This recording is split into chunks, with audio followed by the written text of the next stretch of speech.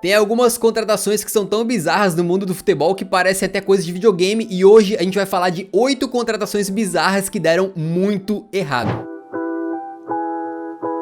O goleiro brasileiro Júlio César estava no topo do mundo em 2010. Ele era altamente considerado como o melhor goleiro do mundo naquela época e tinha ganhado a tríplice coroa com a Inter de Milão, além de ser reconhecido tanto pela Série A italiana como pela UEFA como o melhor goleiro daquele ano. Até que as coisas começaram a desandar, né? Veio a Copa de 2010, onde o Brasil foi eliminado nas quartas de final para a Holanda, todo mundo lembra, com 2 gols do Sneijder, e num dos gols do Sneijder foi um cruzamento para a área que o Júlio César saiu muito mal, meio que, né, catou o ar, ele não pegou nada no meio do caminho, a bola entrou direto. E naquele jogo também o Felipe Melo fez aquela estupidez, aquela agressão contra o Robin, foi expulso. Então muita gente botou a culpa daquela eliminação no Dunga, muitos botaram no Felipe Melo e muitos botaram no Júlio César. Daí pra frente o Júlio César começou a cair, declinar junto com a Inter de Milão, que passou a ter campanhas ruins, chegou a ficar em 6º no campeonato italiano, sem nem classificar pra Champions League. E aí a Inter acabou indo atrás de outro goleiro pra ser titular, já que o Júlio César vinha cometendo algumas falhas, não tava bem no time e tal, e o Handanovic chegou.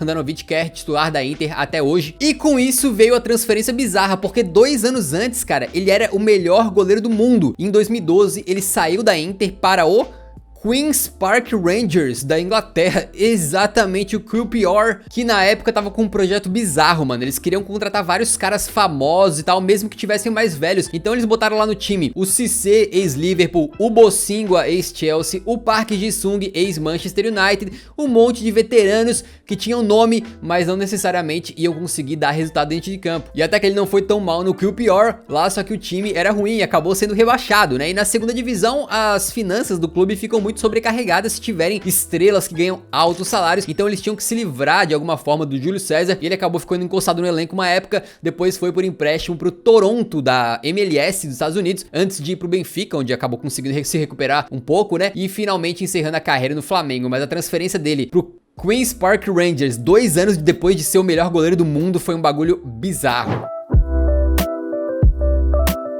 De Rossi é um dos maiores jogadores da história da Roma, um volante raçudo, mas que sabia sair pra jogar. Ele ficou quase 20 anos lá no clube, né, e foi o segundo jogador apenas depois do Totti a conseguir passar da marca de 600 jogos pelo clube. Então o sangue romanista corria nas veias dele, mas quando chegou a hora de se aposentar ele falou: não, a Roma não quer renovar comigo, tudo bem, mas eu vou então me aventurar em algo que eu sempre quis fazer, vou assinar pelo Boca Juniors da Argentina. Ele dizia que tinha grande admiração pelo Boca, pelos torcedores, e acabou indo pra lá. Só que é uma transferência muito bizarra, tipo, quando que um italiano vai jogar na América do Sul, velho? É muito raro, né? Parece aquelas coisas de Football Manager, digamos, tu pega lá o Boca pra treinar no joguinho, né? Aí tu quer contratar um veterano europeu, tu fica lá tentando caçar alguém que aceite vir jogar na América do Sul. Aí o De Rossi foi. E ele começou bem, marcando um gol logo na sua estreia em agosto de 2019, porém depois acabou pegando os jogos de banco, acabou tendo uma lesão, e com tudo isso, 6 meses depois de chegar no Boca, ele já resolveu parar não só de jogar pelo Boca, mas de jogar futebol, resolveu se aposentar. De Rossi disse que não foi nenhum problema mais sério, não foi nenhum problema de lesão, ele simplesmente viu ali que precisava ficar mais perto da família e resolveu se aposentar para conseguir fazer isso. No final, acabou jogando apenas 7 partidas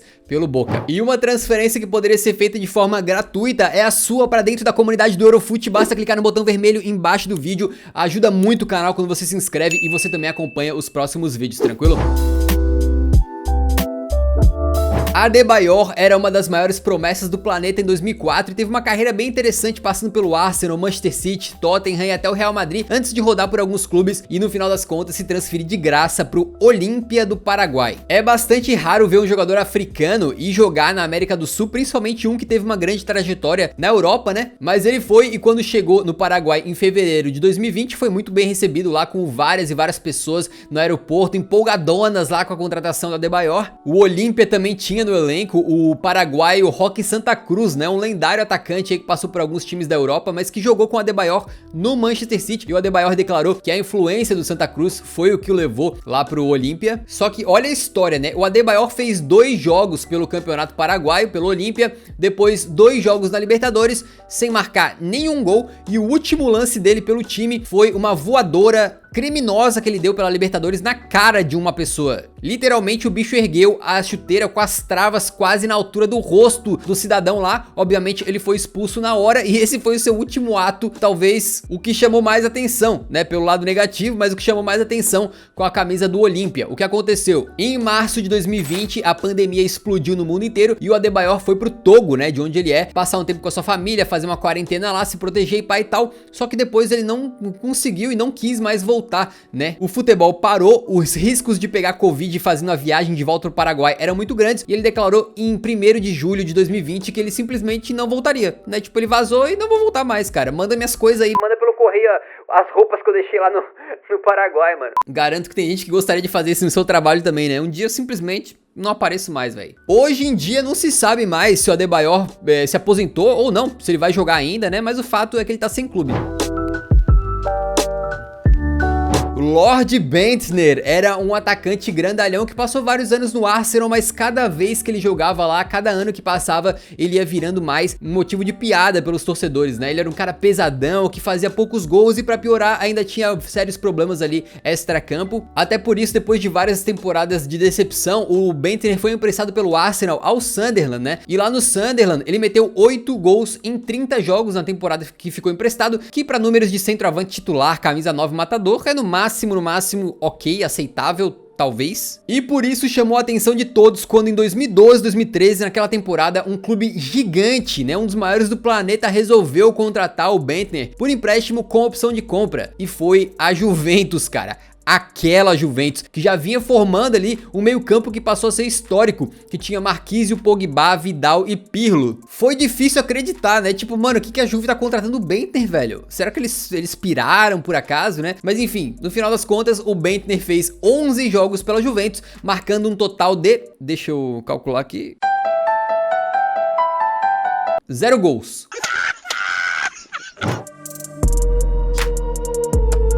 Essa história é muito legal, cara. O Bebé, eu acho que é assim que se fala, é um jogador de futebol que tem aí uma linda história de superação, né? Ele foi abandonado pelos pais quando era muito pequeno e acabou crescendo num abrigo para moradores de rua ali perto de Lisboa, né? E ele conseguiu, pô, dar a volta por cima e virar jogador de futebol, jogando nas grandes ligas, né? Hoje em dia ele joga no Raio Vallecano, uma grande história, parabéns pra ele, é lindo, fantástico. Porém, a transferência bizarra da carreira dele foi quando, em 2010, ele jogava pelo Estrela da Amadora e acabou ali não recebendo seus salários e tal e conseguiu sair de graça pro Vitória de Guimarães. Até aí tudo bem. Só que logo depois da transferência pro Vitória de Guimarães, mais precisamente 5 semanas depois, ele foi comprado pelo Manchester United por 7,4 milhões de euros. Ou, dependendo da fonte, eu vi números diferentes, uma fonte diz que é 9 milhões de euros. Ele sequer tinha jogado um jogo valendo, né? Um jogo oficial pelo Vitória de Guimarães. Ele tinha acabado de chegar de graça, mano. E o United foi lá e desembolsou milhões pelo cara. Por que o United não pegou ele de graça 5 semanas antes, tá ligado? E mais, o técnico do United na época, que era o Sir Alex Ferguson, um dos melhores e maiores treinadores da história do futebol, disse que...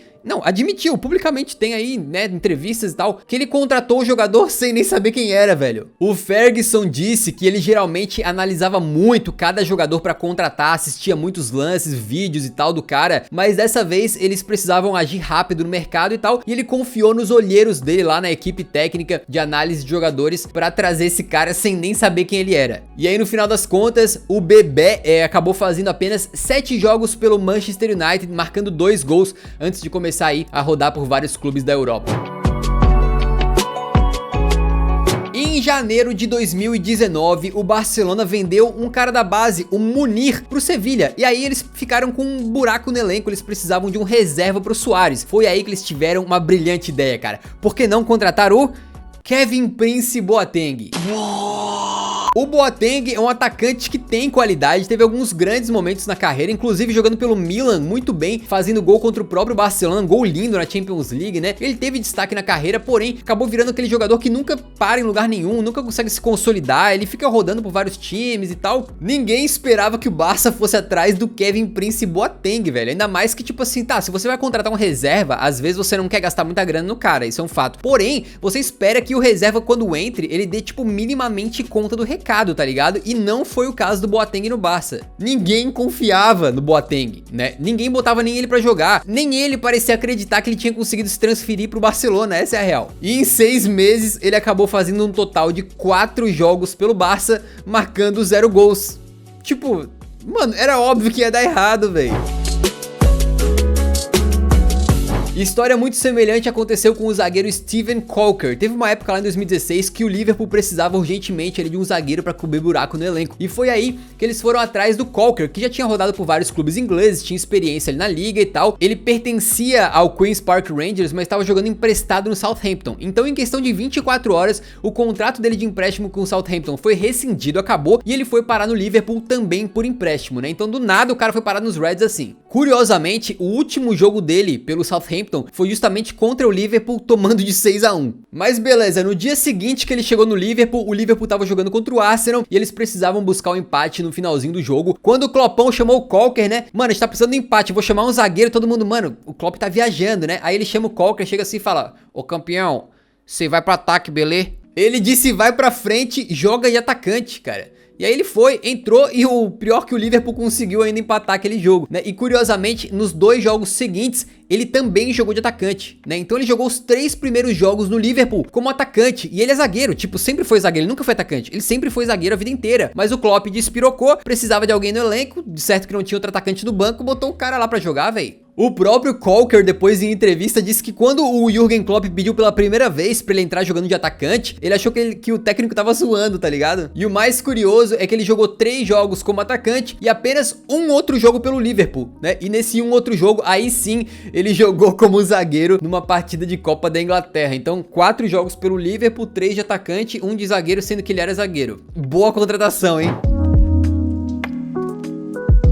Que projeto tinha o Botafogo, né? Mesmo afundado em dívidas, o clube foi buscar a contratação inesperada do Honda, que teve uma boa passagem por alguns clubes europeus, principalmente no CSKA Moscou e depois também uma parte no Milan, né? E também foi buscar o Kalou, que passou vários anos jogando pelo Chelsea na Premier League e depois pelo Hertha Berlim na Bundesliga. 2 caras aí conhecidos no mundo inteiro, principalmente no futebol europeu, 2 caras de nome, 2 caras com muita experiência, mas que foram transferências muito aleatórias, difíceis de acreditar, né, mano? Um cara marfinense e um japonês jogando no Botafogo, velho. Tudo bem que o Botafogo no passado já tinha conseguido contratar o Seedorf, que inclusive teve uma grande passagem muito boa pelo Bota, mas enfim, de qualquer maneira foram transferências assim, surreais, né? Parece coisa de videogame. Com os 2 no elenco, o Botafogo foi muito mal e acabou sendo rebaixado no Brasileirão 2020 em último lugar. E aí, com o Botafogo muito mal, o Brasil virando o epicentro mundial da pandemia do coronavírus, o Honda pediu pra sair, né? Pediu pra sair fora